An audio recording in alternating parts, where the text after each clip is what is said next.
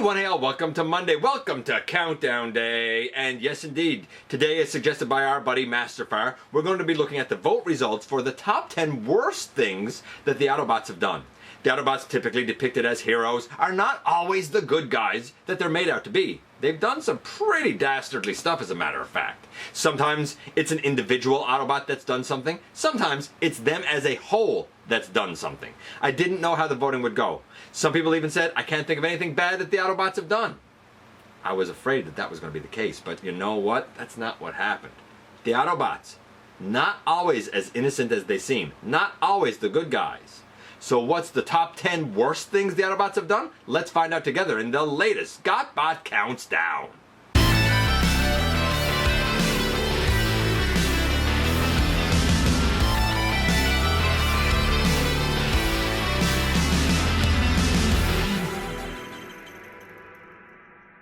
Hey, one hail, welcome back to the channel. I'm your host, your most humble of hosts, Dennis Moulton, aka GotBot. As always, please like, comment, share, of course, subscribe, and while you are at it, light 'em up, baby.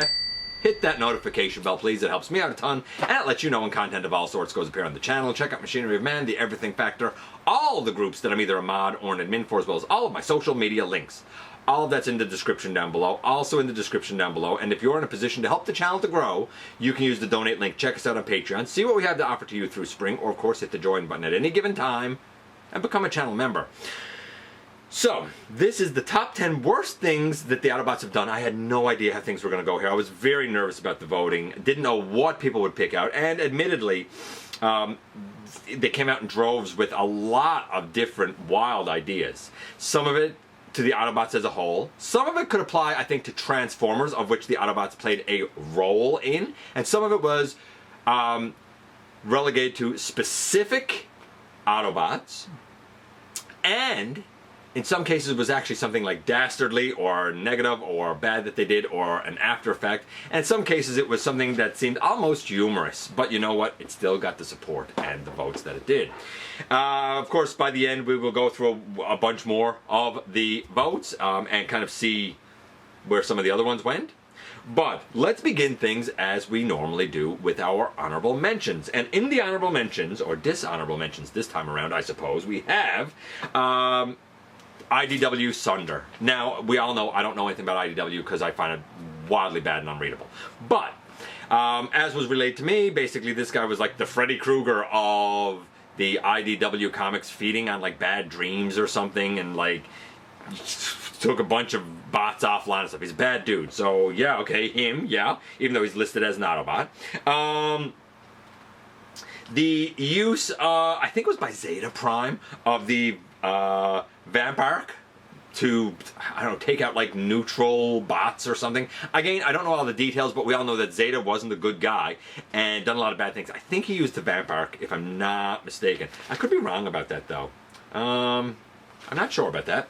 But the Vampire, because I don't know that story that well, the existence of combining Dinobots. Some people voted for Volcanicus, said it shouldn't happen. Some people voted for the Beast, said it shouldn't happen. And some people voted for Shuriken, said it shouldn't have happened. Just let the Dinobots be the Dinobots. Making them combine is a bad idea, I guess, by the creators. But I suppose a lot of people felt like it was a bad idea for the Autobots to let them combine, I guess. And Dark of the Moon, Optimus Prime's willingness to end Megatron once and for all, even though Megatron offered a truce. And then going on and ending the spark, the life, if you will, of Sentinel Prime as well. It was a dark Optimus there, man, a dark Optimus. So yeah, Dark of the Moon, Optimus's bloodlust, I suppose. The Beast, specifically, for combining Dinobots. The Vampire use, and Sunder. Honorable mentions. They did not make the list. Who did? What did? You know what we're going to do. We're going to do as we always do, and we're going to kick things off with good old-fashioned number 10 first. Speaking of Dark of the Moon, speaking of Michael Bay, we kind of have this at number 10. Not specifically Dark of the Moon, but the complete Bay destruction.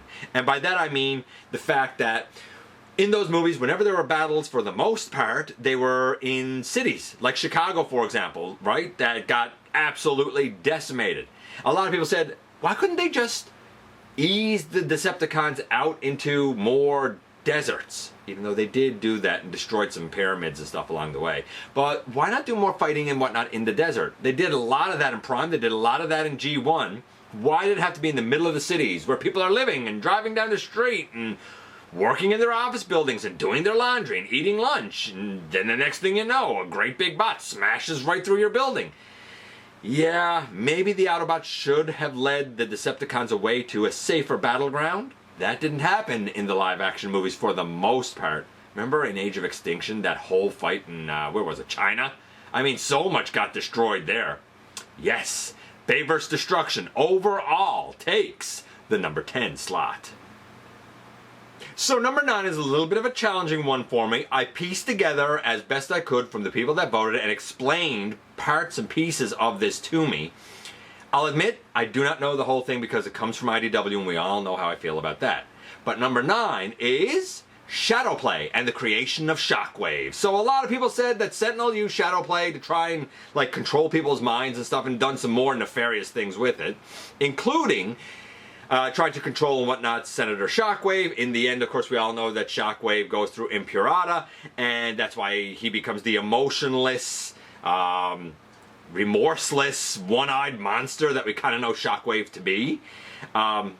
I guess. Now, I don't know a lot about Shadowplay, I don't know a lot about Impurata, and I don't know a lot about the origins of Shockwave, a la the IDW universe. But since I don't really like IDW, yeah, I can believe it's some of the worst things the Autobots have done. If there's one thing I will say about IDW and give them credit for, is that they've turned the heroic Autobots into a dastardly band of thugs. And Shadowplay and the creation of this monster kind of really fits into it. And it takes the number 9 slot. By the way, if I'm incorrect on some of the details, I apologize. You don't need to mention it a ton of times in the comments because I ain't gonna lie. I don't care. You know it better than me. Shadowplay, Shockwave, number 9. Number 8 still sticks with the comics but goes kind of way back, I believe, to the Marvel era, if I'm not mistaken, when Grimlock became leader. So my understanding is that Grimlock kind of got voted into leadership and then sort of became a dictator. Because King Grimlock, right? I mean, think of any iteration of Grimlock that we know. In all honesty, pardon me by the way, in all honesty, is there any time when Grimlock should really lead the entirety of the Autobot army? Probably not. Whether it's a lack of intellect, a lack of strategy, or just the fact that he is brutally violent. Any kind of version of Grimlock that you want to go with would make a bad Autobot leader, and the fact that he was given the opportunity goes to show that, you know what, the Autobots don't always make the best choices. Grimlock, as the Autobot leader, takes the number 8 slot. I know number 7 will grind the gears of a few folks. It's making this guy, Rodimus Prime, leader over Ultra Magnus. I guess that's actually the writers, or the Matrix, not the Autobots per se. However, when I brought that criticism up to a few of the voters, they said, yeah, maybe, but the fact is, nobody held this guy accountable. Nobody said, maybe that's not the best leader. Nobody thought to say, after the Matrix was given back to a zombie, that maybe it shouldn't go back to this guy. Even the Matrix, no Autobot had a backbone to stand up to the Matrix making a bad choice. Whether you agree or not is kind of irrelevant. That's what voters relayed to me, and that's what I'm relaying to you.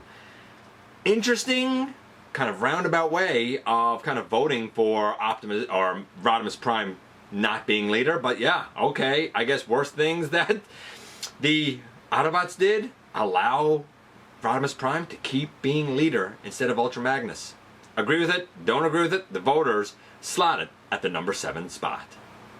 Number 6, I don't have anything for, but it is the creation of the Classcast system on Cybertron. This was really done under Autobot authority for the most part, even if they weren't necessarily called Autobots at that time. Some fictions they are, sometimes it's like pre-Autobot Decepticon.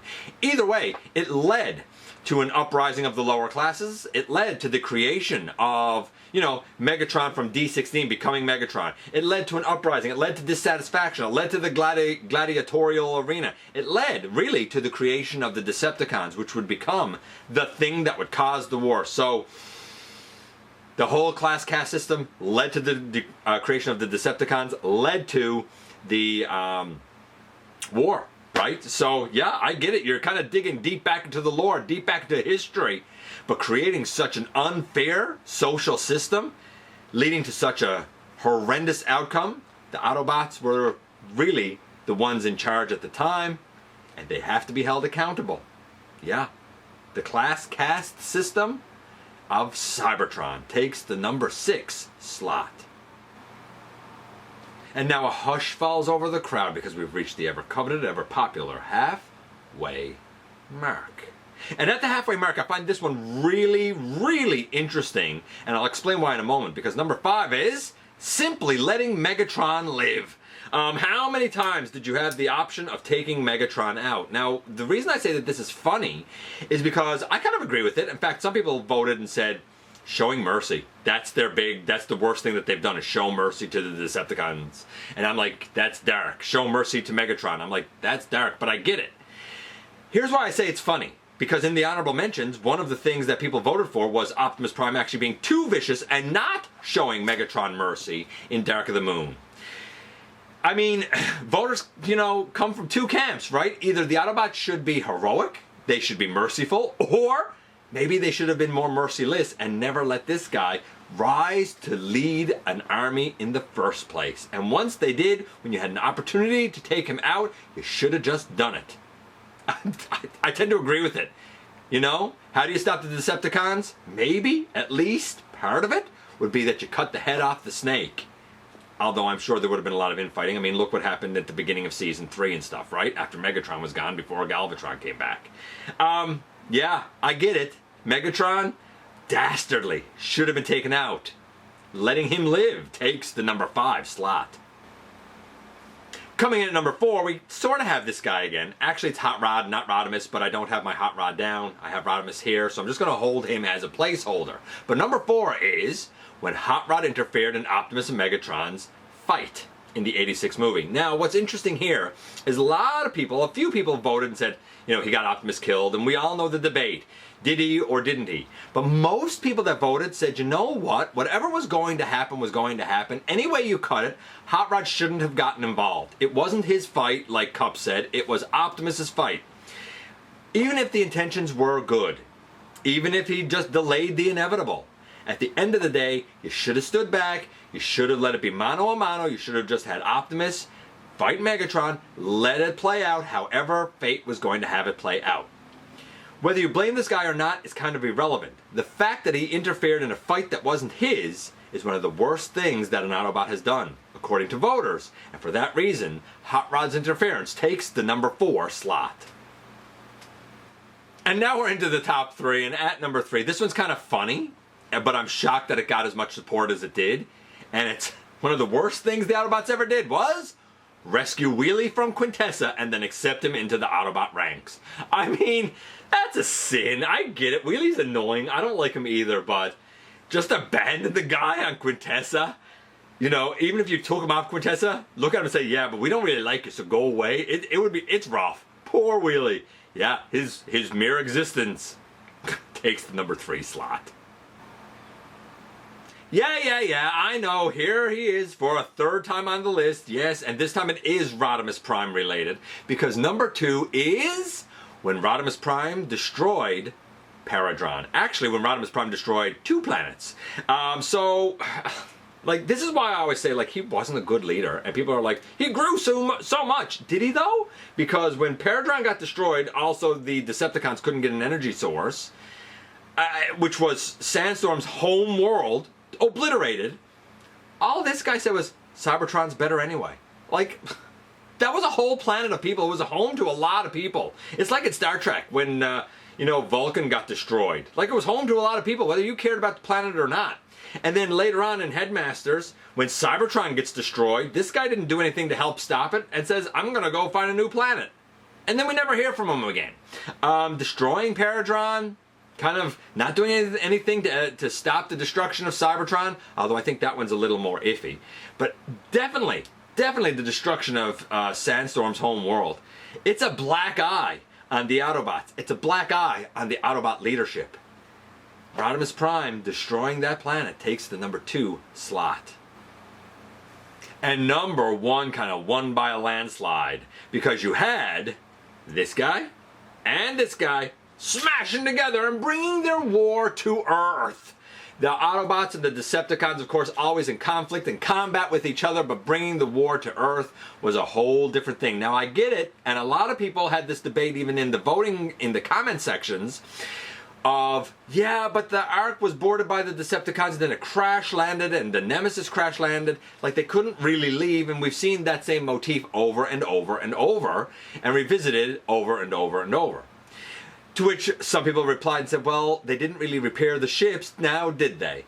They, ended up with a space bridge, but instead of using that to leave the planet, they'd done it to bring more things to Earth so that they could take all of Earth's resources.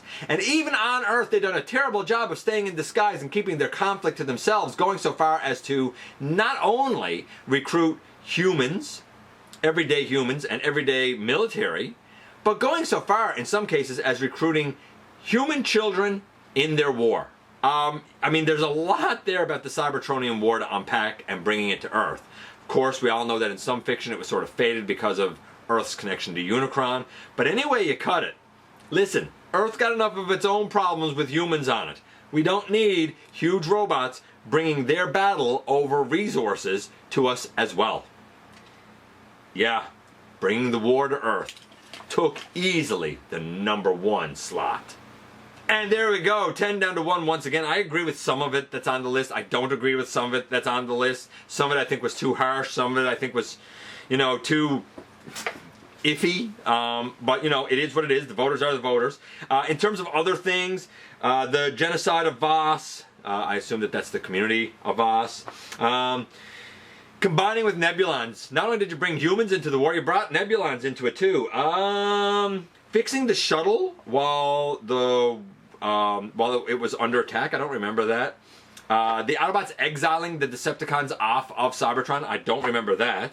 Making the Dinobots unintelligent. It was a bad move. Maybe Ratchet and Wheeljack should have made them at least a little bit smarter. What they did to Omega Supreme and Animated. And of course, the passing of RC. Using civilian alt modes for the Autobots when the Decepticons are more prone to using espionage or like military planes for their alt modes. Mixing religion and military, the Matrix being a religious symbol and of course used to lead an army. Cutting down trees. The simple act of cutting down trees. Power Glide. Not trying to date Astoria in The Girl Who Loved Power Glide. The Autobots trying to make a movie in Hollywood. Hoist Goes to Hollywood. That was not staying in disguise. Sneaking Overlord onto the Lost Light. Don't know anything about that. They turned a Decepticon inside out. A lot of this got to come from comics because I don't remember any of this. Never repairing the Ark. Let's see. Allowing the complete destruction of the Golden Lagoon and the ecosystem around it. Sparing Starscream over and over in Transformers Prime.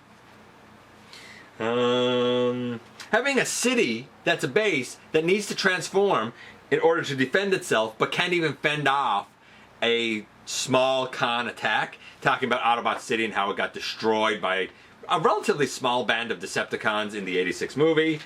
What else do we have here? Not blowing up Unicron's head. You let it remain a moon. Destroy that thing. Get it out of here. Biological evolution into the Maximals. I don't know why that's a bad thing. Let's see. Flying at the beginning, but then not being able to fly. Why did you lose that ability? Or was it just an edict that Autobots don't fly? I don't know. Not having more bases on Earth. Overall, just terrible Autobot leadership. Even before Optimus Prime. When you go back to the beginning of the lineage of the Primes, right up through before they were Autobots, and they were just Cybertronians led by Primes. A lot of that leadership was rough. Sentinel, Zeta, Nova, all terrible leaders, really. The '86 shuttle scene overall, all of that was bad for the Autobots. Autobot X, or Autobot Spike, just putting Spike's body in a robot. I get why they did it. They explained it in the story, but it went terrible. The whole attack on the Ark, nothing good came of that.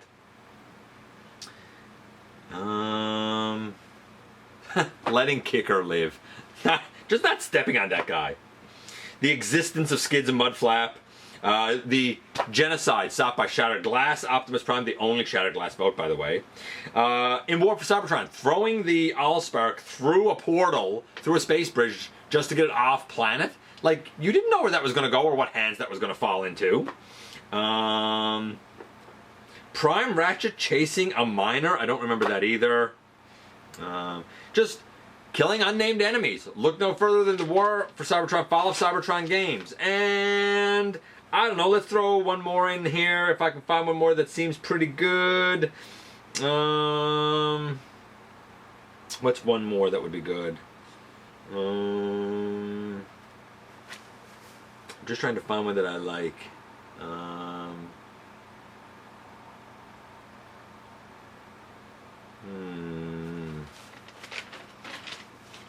What about, just for one more? Oh, what about this one? Regeneration 1, when the Autobots left and just left all their tech there and assumed the Decepticons were taken care of and Megatron wasn't. And then he basically uses the Autobot tech to, like, dominate Earth. Autobots, all you had to do was clean up after yourselves, guys. You wouldn't know, but we're dealing with teenagers. Let me know if your vote made the list or not, or made the honorable mentions at the beginning, or made the kind of secondary mentions at the end, or if you had a completely different vote. Can't mention them all. There were a lot. I do appreciate you guys coming by, giving me some of your extremely valuable time. I do know how important it is to you. If you're in a position to help the channel to grow, you can use the donate link. Check us out on Patreon. See what we have to offer to you through Spring, or of course hit the join button at any given time and become a channel member. While you're at it, please and thank you, hit the subscribe button, stick around, have some fun with us here on the channel, and don't forget that somehow, someway, each and every single day, you right there, you do make a difference in the world, and I look forward to the next time that you and I get together to have another visit, either in the live streams on Thursday nights, at the stop motion premieres, or the old-fashioned way right here inside the videos.